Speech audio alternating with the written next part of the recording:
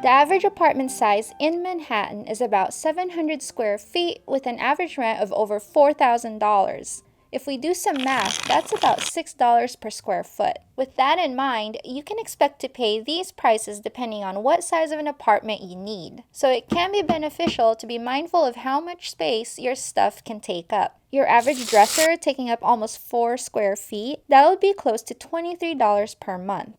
What about your bed? A queen-size bed will be over a whopping $2,000 per year. Comparatively, a chair isn't bad to have. So whenever you have to buy something, you should interrogate it first. To say the least, Manhattan is a very expensive place to live. It's a small piece of land with a ton of people. Rent is going to be expensive and space is going to be tight. So in this video, we are going to cover 5 tips on how to save space in your home so you can keep New Yorking in comfort.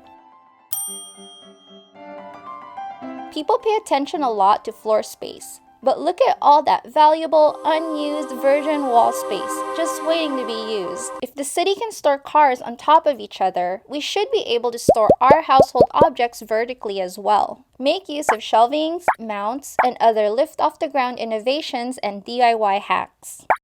Learning how to put up shelving is a great life skill to have. Sure, you can buy bookshelves or racks, but a ready-made rack can take up precious floor space.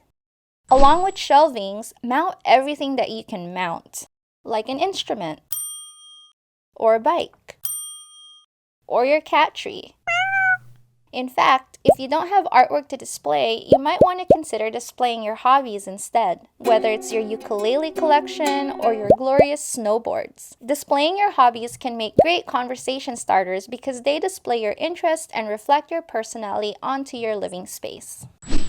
Have you ever been to the Container Store in Midtown Manhattan? If you're an organization freak, leave your wallet at home. You won't come out alive, or at least without buying something. Industrial designers of today and people of the internet have come up with so many innovative ways to lift things off the floor or counter. There are many DIY tricks and tips out there. The key is to have the mindset to always ask, how can you store something without touching the ground?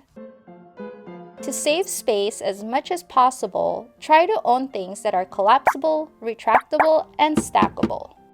A good example is a retractable clothesline. It takes far less space than one of these clunky things when you are hang drying your clothes.